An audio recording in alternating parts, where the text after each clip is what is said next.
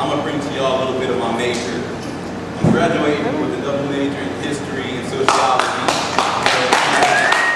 Let's give it up, let's give it up. Only 5 years, 2 deployments, some off times, but I did it. Make it happen, bro. But, you know, being here is a beautiful thing because little do the rest of these folks know or even take that title. They are historians and sociologists in a way that we don't get to see very often, you know. So for those people who aren't really listening out there and stuff like that, I'm going to go ahead and do a quick history class. I'm going to run us through all history and see where we're kind of going with it. It's for those people who don't remember. Hence the title of this poem, Forgotten Chronicles. How easily we forget that they sailed to our country with ships, loaded up with guns, booze, and whips. Once ashore, they rampaged and pillaged our villages just for the fill of it. Hunted us down like game, put us in chains and cages, trying to enslave us. These events marked the day of a never-ending massacre, and they had the ball-bearing audacity to call us savages, even though it was they who threw our battered and broken bodies to the cold waters of the slave passages. After they beat us like we were masochists, and then they tried to say that they did it in the name of the good Lord, but according to their good book, isn't that blasphemous?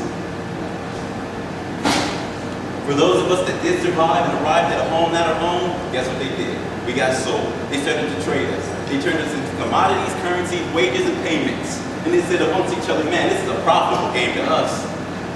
How easily have we forgotten that we spent back-breaking centuries in a field picked cotton, barely worthy enough to be fed food that was rotten. And some got it worse by having a hand, foot, or even head chopped in. They claimed to fight a war in favor of our freedom in this nation, and that we should be happy for what they gave us. Well, honestly, to me, I think they played us. To me, I think they betrayed us. To our women, they remained rapists. Children were sent to early graves. Lynchers still ruled the days, man, shit was outrageous. And that was the point where some said, well, we need to stand up and be courageous. So we armed ourselves with a mix of ours and their religions, and we marched to the battlefield of the pulpit. Knowledge was our weapon of choice over guns and bullets, even though they looked at us like we were foolish, riding around on horses in white gowns and hoods, looking ghoulish. But still, we rose, like those, Tubman, Douglas, and Garvey said, we are hardly about to take this anymore. A. Philip Randolph wanted to go on tour, so he launched the Double B campaign. It took the fear to fight right to the White House window pane. In our darkest of hours, Malcolm X, with one fist, raised black power. In his reign, reigned fear all over America's ivory towers. Now Martin, on the other hand, with the same spirit, decided to take a different route. Dreams of a new America is what he was talking about. But once again, fear and hate stepped in and said men like that need to be taken out. Feeling like that was our last chance there, we introduced Huey and the Black Panthers. Strong and militant, but still they couldn't provide all the answers, so they simply faded away like a body stricken with cancer. Now we had no real guidance, and our already broken and lost people became even more divided by coming back together to form multiple alliances through color-coded games. Drugs and guns is what they slang, but that's not something alone that they had made. Come on, y'all. Y'all know who the sponsor is. I don't even tell you who the monster is. There's no need for me to cover it because you already know who's under it. I'm not gonna say no names, but speaking of the government, I'm telling you, man, I bet you they love to watch blacks killing blacks. They were just loving it as they was making this poison and pumping it right into the urban hearts of black developments.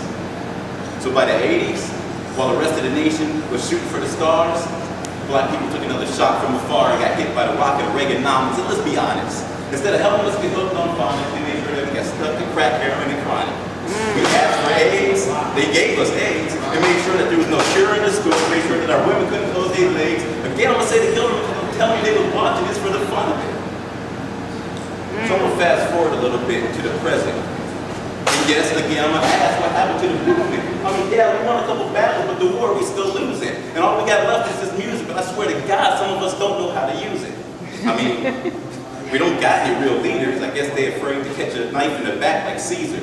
So these rappers that will become false idols, sucking up all this glory to where kids and even adults look up to them like they wait for bedtime stories. And then some of them say, oh, we bring to the black table some true flavor.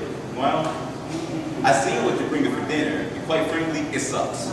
Your messages are completely tasteless. I mean, even I remember a day when hip-hop and rap were something, a free drug that we could all freebase. But nowadays, some of these people can't even touch bases with anything that will not get their single or base hit. So we might as well face it because they're more worried about looking on the front of their album with dub faces. And, you know, we all sit there and wonder, why do they look at us, not as saints, but more sinners? Because we out here killing and spilling each other's blood for some spinners.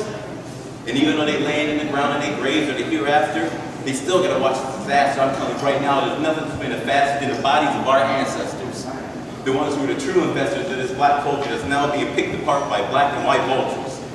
And they weep because our memory is doing Stephen King and becoming thinner as our population decreases from winter to winter. You want to know who comes out on top? It's the enemy, Uncle Charlie, the man, this country's majority members.